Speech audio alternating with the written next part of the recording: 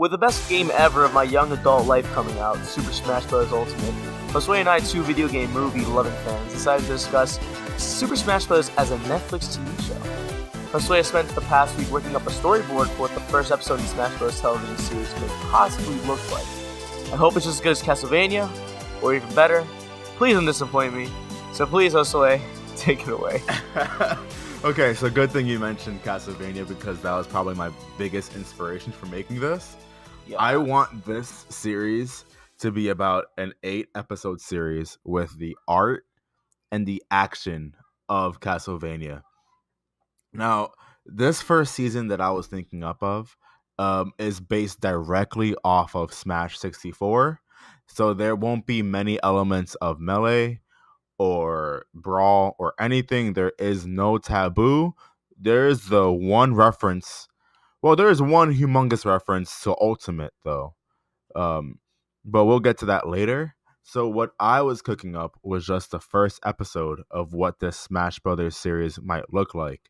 So again, this is heavily based off the first game of Smash 64, and I'm kind of limiting myself to the characters of that first game. So only sticking to the original 12. And again, this is only the first episode of what the series might possibly look like. I already thought of what the other episodes might possibly look like, but the first episode is kind of already lengthy. Well, not too lengthy, but I just don't want to give away my entire idea of what the season might look like. I think I just want to stick to the first episode. And are we looking at hour-long episodes or what? No, about the same length as a Castlevania episode. Okay. At least I hope so. I think this might possibly fit. I think this might possibly fit into the length of a Castlevania episode. All right, we'll see. Okay, we have about 6 major scenes in this, all focusing on different things and different environments and concepts and characters.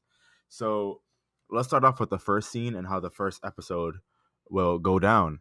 So the episode starts off with a very eerie shot of 1,000 hands all staying in the same spot, very similar to the World of Light Smash Ultimate trailer, except it's against a black background. So the camera is panning across all of these hands, which are all staying in place. They're not moving, they're not twitching. All of these hands are just staying in place, and it's a very kind of creepy atmosphere to start off the series. The camera is panning across the entire landscape until it eventually just focuses in on just one hand, and this hand will be referred to as the Master Hand. And the Master Hand is steadily shaking more and more, like it's kind of breaking free, until eventually it does and it starts moving. And the Master Hand is taking a look around his surroundings and looks at all the other hands, which are just still and not moving, and Master Hand gets visibly afraid. Now, I don't know how to make a hand look afraid, but I'm just trying to give off the sense that that there's something wrong here. Like Master Hand seems like he's afraid of something. And he starts zipping past all of the hands, like moving as fast as he possibly could. Away from something. He's moving away from something, and you only get a glimpse of what it could possibly be as he's flying away. And the glimpse is just of a really bright source of light. And from that source of light, a beam comes out, very similar to the World of Light, and the beam is chasing after the Master Hand, but the Master Hand is fast enough to outchase it. As the World of Light thing is just Master Hand instead of Kirby. Yeah, no, that's exactly what I'm trying to mimic. Okay. So the beam is accidentally grabbing a couple of the other hands in the middle of trying to chase after Master Hand. But eventually Master Hand is able to get away and teleports away, very similar to Kirby. Success! All you can hear after Master Hand gets away is a very disgruntled yell of something very inhumane as the beam eventually just zaps away a couple of the other hands, and and the camera just kind of zooms out, and all you see is the source of the yell is definitely from that source of light, and all we just see is just the hand still in place and the yell as the screen fades to black. Okay. So that's our opening scene. Master Hand kind of escaping away from what may possibly be a very bad situation for Master Hand. So we fade to black, and we eventually fade out of the black into a very busy and bustling town. Definitely a very alive town. Humongous skyscrapers, and it's just a city. People all over the place, and we don't know what the city is called until we eventually the camera cuts to a sign or right at the entrance of the city, and it's Saffron City. So we get glimpses of a crowd, and in the crowd we zoom in on a boy wearing a red jacket and a red hat, and we only see the top of the heads in the crowd, including his red hat. I hope you can know by now that this is supposed to be red. I would hope you got that vibe by now, but this is red, and we see a Pikachu pop out from the shoulder of the boy and kind of just sit on top of his head, saying Pika Pika, and he points forward. The Pikachu points forward, trying to tell Red where to go. So the boy and Pikachu try to make their way past the crowd, and in the middle of the crowd, they pass by a man standing on top of a box with a piece of paper with Jigglypuff's face. Now, this man looks like kind of like what you would see in New York City, just kind of like that kind of guy that's kind of yelling, and people aren't really paying attention to him. Something that happens all the time here, in New York City.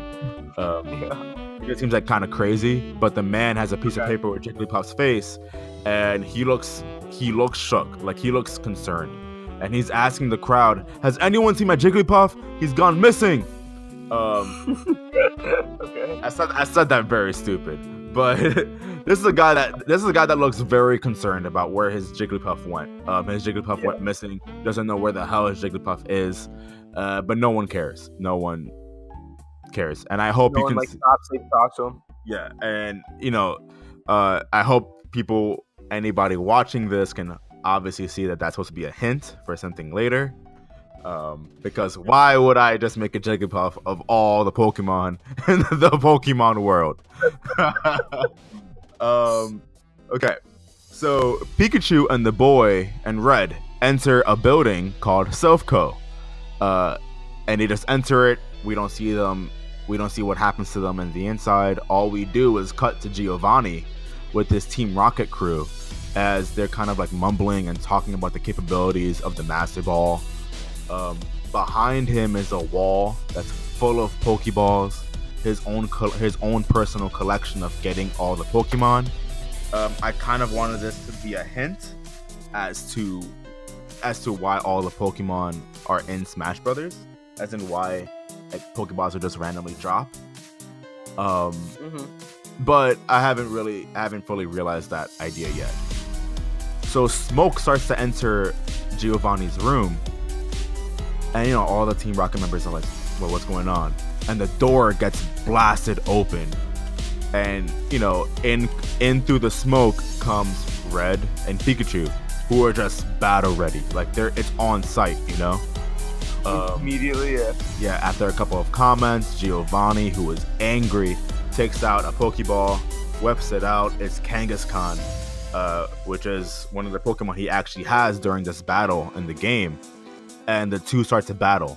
So this is going to be the first fight in the episode, and it won't be too long. I don't realize it to be something too long, but it is a battle. Yeah, it is a battle that shows off what Pikachu can do, and the battle just shows off Quick Attack, Thunder, and Thunder Jolt. Some of the attacks that Pikachu actually has in Smash 64. And right when Pikachu is about to end the battle, a humongous bright light shines behind Red. And we don't get to see what the light is. We only see the faces of the people as they look back and see what the light is. So the light is hitting Red's face, it's hitting Giovanni's face, Kangaskhan's face, Team Rocket, and we finally last see how the light is hitting Pikachu. And a beam from the light just automatically hits Pikachu without giving Pikachu much time to react. And Pikachu is gone. He just gone from the room. And Red starts to yell after him, but Pikachu is nowhere to be found. Like Pikachu just So he's the only one that got taken by it? Pikachu's the only one that got taken. The light's gone, and now it's just Red trying to figure out where the hell Pikachu went. But there's no sign. Like, it's done. Like, that's it. So we cut out of the Pokemon world. We won't see what happens. We don't see a continuation of what happens with Red, at least not in this episode. The next thing we see as the camera cuts is two swords clashing against each other. Okay. And it's not who you think it is. Damn it. Because we get another quick battle, but it's between Sword Kirby and Meta Knight. Thank you so much. I got really Wait, you wanted it to be Kirby? No, I thought it was gonna be Link. Yeah, I know you. I knew people would think it's Link. But I didn't want it to be a battle between Link and Ganon. But you'll see later. That'd be actually a funny show movie to that. That's what I actually was. Show. Yeah. That's what I was actually trying to go for. It looks like it's and everything. Yeah. So it's Sword Kirby versus Meta Knight on board of the Halberd, and I don't want to make this too long either. I don't expect it to be probably like a 3-4 minutes. But you see Kirby and Meta Knight battling, and you can kind of see that they're equal. It's not really going anywhere. They just keep fighting and fighting, but it's coming to a stalemate. And Kirby decides to do the one thing he knows best. He decides to let go of his sword power and just swallow Meta Knight. Like he inhales Meta Knight, and it kind of introduces the audience to the idea of what Kirby can do. So Pikachu, why did I say Pikachu? Oh my god. Yeah, no. So Kirby's stomach, you know how Kirby looks like when he has somebody inside of him. Just humongous. Yeah. And Kirby's stomach is supposed to be kind of funny. You just see Kirby's stomach getting kicked and punched from the inside, as like, and then and Kirby is just kind of rubbing his stomach, like, haha, yeah, like, like Kirby looks satisfied. He's like, oh, I'm gonna eat this guy up. And right as he's about to swallow, the light shines right behind him, and the beam just comes right behind him and picks him up and pulls him in. I know I know for a fact that Sakurai would never pick this show up just because of that. Kirby got taken. Yeah, Kirby got taken, and he would never pick this up now. Never. But as the beam comes to pick up Kirby, it leaves Meta Knight behind. And Meta Knight looks like he's still ready to scrap. Like, he picks up his sword, and he's like, yeah, like, he's like ready to start swinging. Like, and then he just realizes that, like, oh shoot, like, where the hell is Kirby? and then after a while, like looking around, he just kind of like looks disappointed, and he looks kind of sad. He's like, aw, I was having fun, like, and the camera just kind of zooms out of the halberd as all you see is just Meta Knight by himself. Okay. So at this point, we have Pikachu and Kirby out of the picture. So next thing we see is a very peaceful, very beautiful field. And we see a young man galloping across it with a horse. Yeah, and now you know who this is supposed to be. Yeah. So it's supposed to be a dude, it's Luigi. So Link is galloping across a very beautiful and very peaceful Hyrule field with Epona, and he stops for a second as he finally gets a good look at Hyrule Castle in the far distance. And I know you can picture this in Ocarina of Time. I know you can see this in Ocarina of Time, as this is supposed to take place in Ocarina of Time. Since you know the link from Smash 64 is based off Ocarina of Time. Yeah. So Link takes out a bottle. It's supposed to be his Lon milk bottle, and he wants to drink from it, but just only gets like a drop or two, and it's empty. He's like, "Oh shoot!" Now, so he kicks Epona to the direction of Lon Ranch. Okay, so we immediately cut to Link hanging out with Malin in the ranch as she's pumping out milk from a cow into the bottle for Link, and she's making all these comments, making fun of Link, like, "Yo, you really like this milk, don't you? Like, like you're always coming back here." And you just see adult Link kind of like just like blushing and stuff, like, "Oh, shut up." But he doesn't talk. You know, I want these characters to stay true to themselves. So Malin is the only one that's talking. Even though like we see them talk, but you don't hear Link talk. You just only see. The camera's like a distance away. Exactly. So the camera is at a distance away, as we see the two of them walking towards Epona, who is hanging out with the other horses at the ranch. Malin and Link are talking and laughing, and then Malin starts stroking Epona, talking about how she misses the horse. It's been a while, and she's like, I'm really happy that you've taken care of her, and just conversation. But then you see, since Malin and Link are facing each other, Malin has a good view of what's behind Link, and her eyes light up, and there's a light hitting her face from behind Link, and she screams at Link to watch out. And Link is already ready. He whips out his sword and his shield, and just like the Word of Light trailer, can't stop it.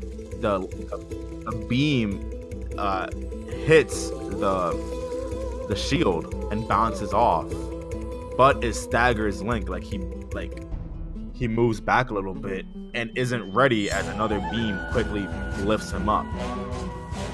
And now Link is gone, and Malin is just screaming after him, and so is Epona. Like, Epona is visibly concerned.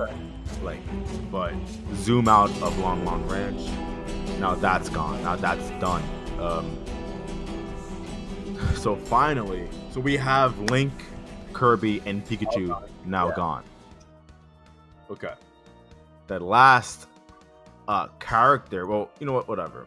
We finally cut to another situation. Now this time and I want this scene to be the moment. Like, this is the biggest scene in the first episode to really sell you in on this series. Okay. So we see a dark and stormy night against a castle. The lightning hits the castle, and we see a clear shot as the light hits it.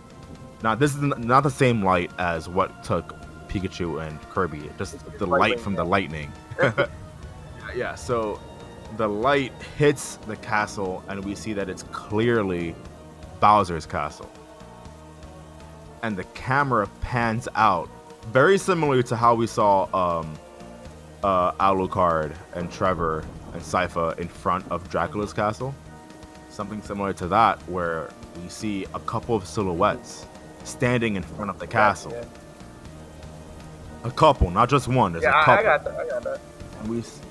And we see the light from the thunder hit again, and all you see is a red hat with an M on it. Nice. That looks so, like, it's a silhouette with just the red. That's the only thing that's popping. That'd be so cool. Yeah. I like that a lot. So we cut to the inside of the castle, and again, just like Castlevania, there's troops getting ready in the inside, and it's a bunch of Goombas and a bunch of Koopas, Hammer Brothers, all of Bowser's henchmen, right? They're all lining up, getting ready for a fight. Like, they know it's about to get nasty right now. And the doors of the castle are humongous. I'm talking like Mickey Mouse's throne room in Kingdom Hearts 1 type big, you know? and in just a second, those doors burst wide open as Mario flies in, does that superhero landing surrounded by fire, and you just see him look up with that fire in his eye, and he just looks ready to just fuck shit up, bro. Like it's just him. Like immediately. Yeah, it's war. It's war. Mario has the firepower that he has in the Smash Brothers games. Since Mario is known for he has fire in the games, as you know. So it's just the fire surrounding Mario, and he's just ready. That's it. Like he looks at the Goombas and the Koopas in his way, and the Goombas and Koopas look scared. Like they know they don't stand a chance. Yeah. We just see Mario thrashing them with firepower. Dude, I'm talking about like waves of fire just come out of his hands, very similar to like, imagine Elsa, but like Elsa has fire instead and it's Mario.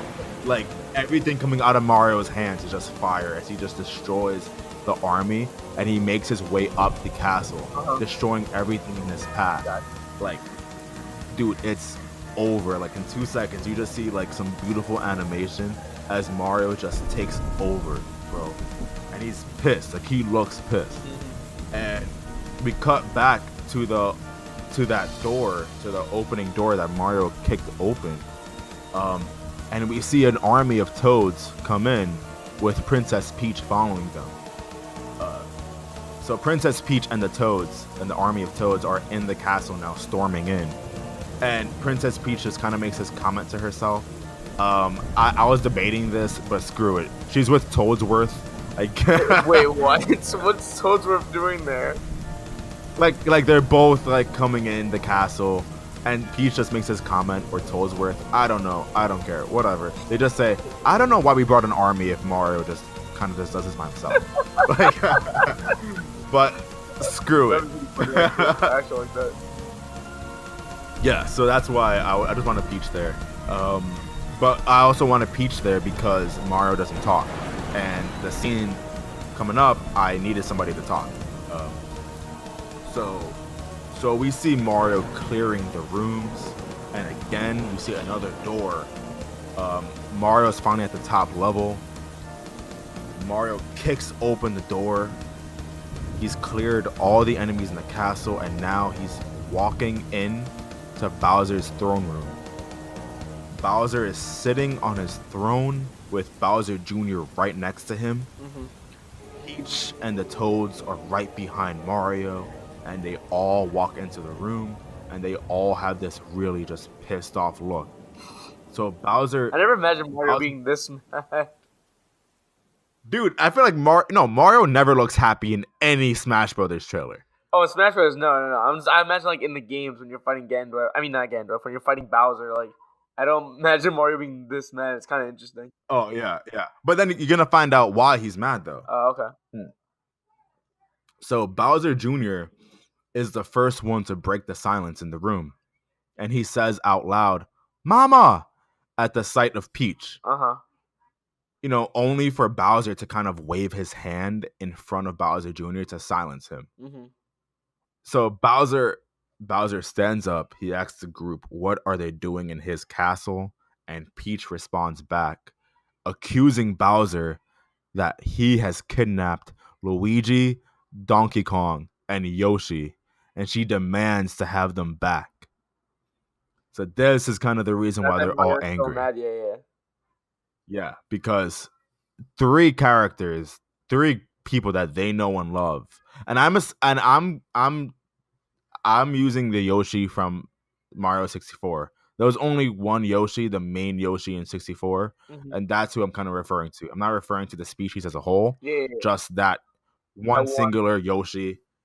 Yeah, that Mario has a really good relationship with. Okay, that's fine. I got you. And Peach is accusing Bowser of kidnapping them and asking for them back. Bowser has a history of kidnapping people, namely her. So I don't think they're really in the wrong for assuming that Bowser kidnapped them. Yeah.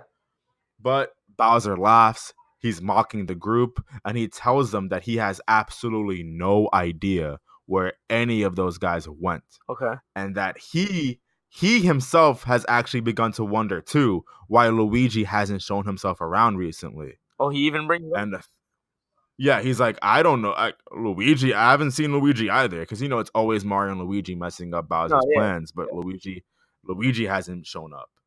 And rain and thunder and lightning are hitting the windows of the throne room. I imagine it's a humongous throne room with a bunch of windows, and the rain and the thunder are kind of setting up this very serious tone.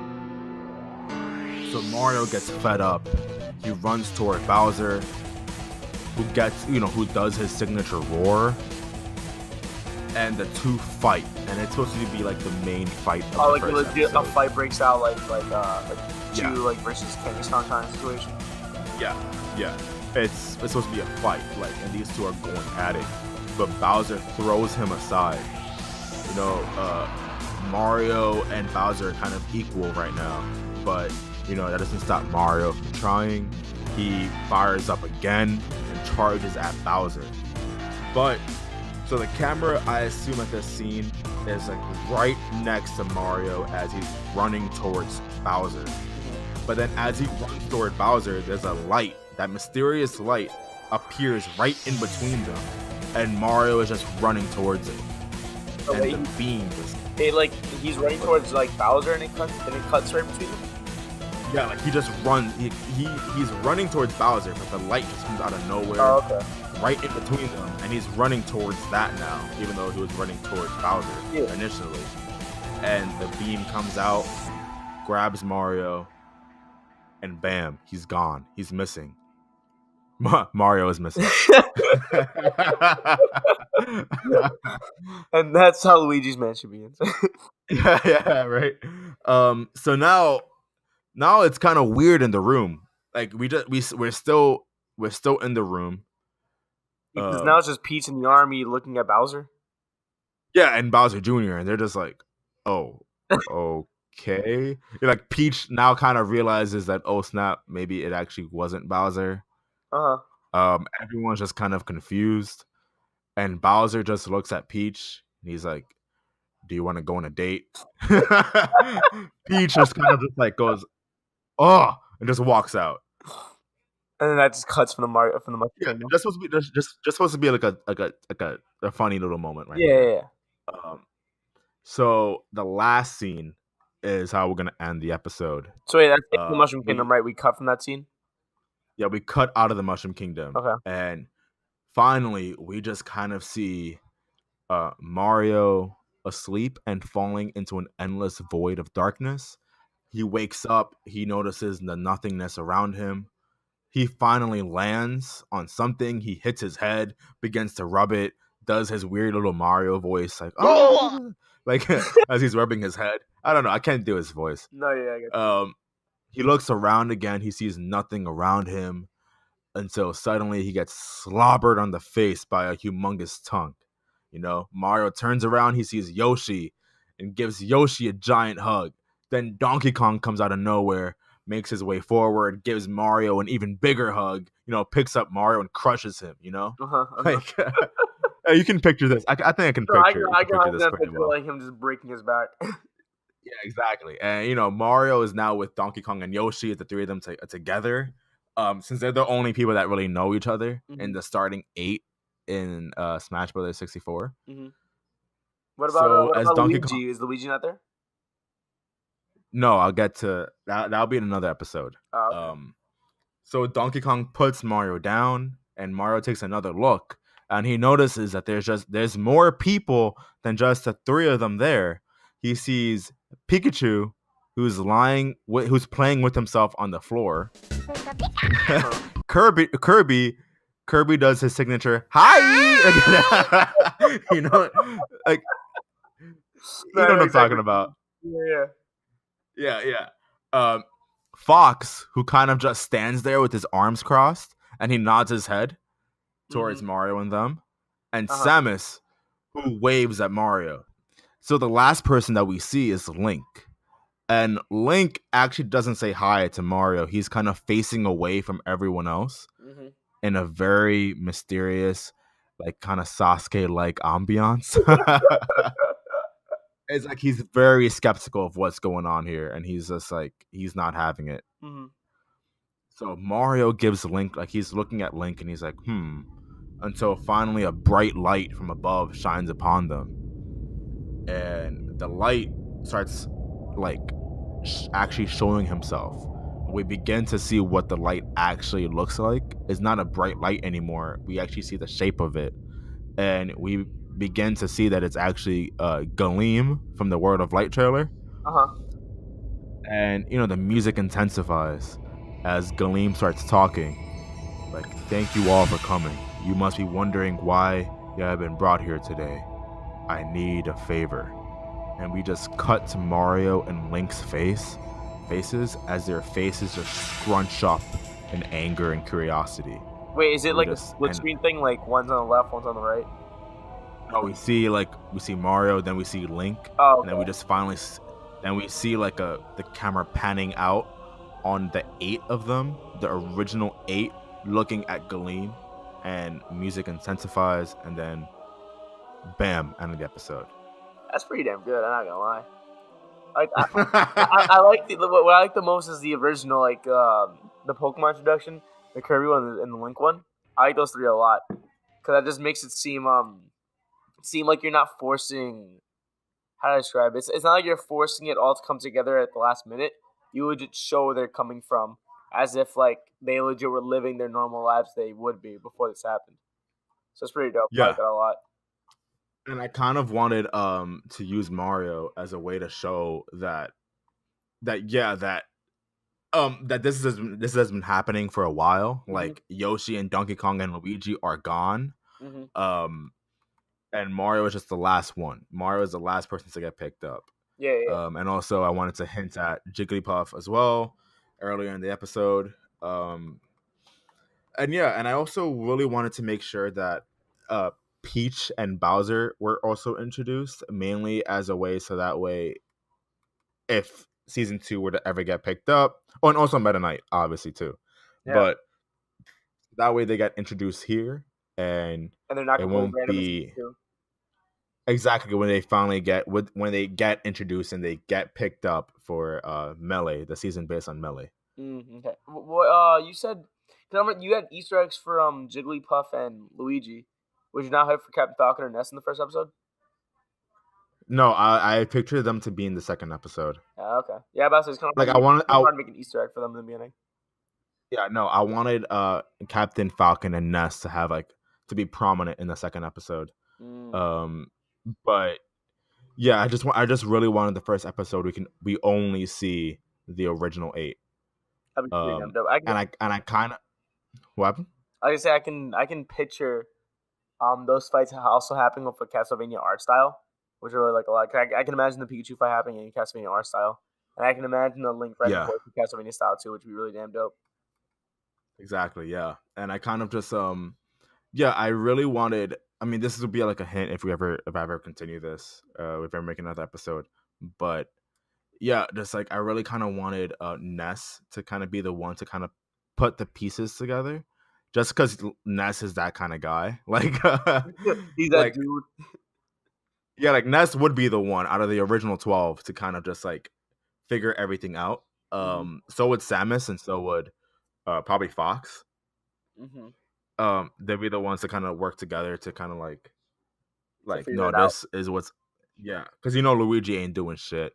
Pikachu and Jigglypuff. Pikachu and Jigglypuff can't like really think. Same thing with Donkey Kong and Kirby. Yeah, I don't think Yoshi's gonna come up. No, yeah, I don't think Yoshi's gonna come up with a brilliant plan.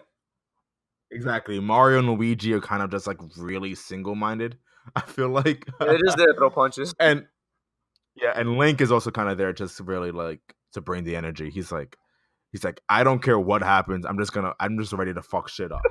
Like, I want to get out of this. Back home.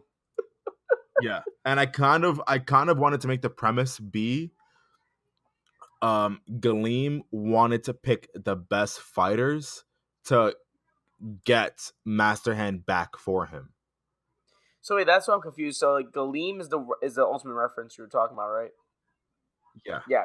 So Galeem wants to get Master Hand back. Yeah, since Master Hand escaped. So And wait, would they be fighting for good or bad at that point? yeah, exactly. They're fighting for bad, but they don't know yet. Like they don't know who Galeem is. They don't know what his motive is, what his plan is, and they don't. Yeah, and they don't. Yeah, so if they want to go back home, this is their only way to do it, by helping the bad out. But again, I'm still working out the kinks. And Master Hand is just kind of like is the villain, but he also isn't either.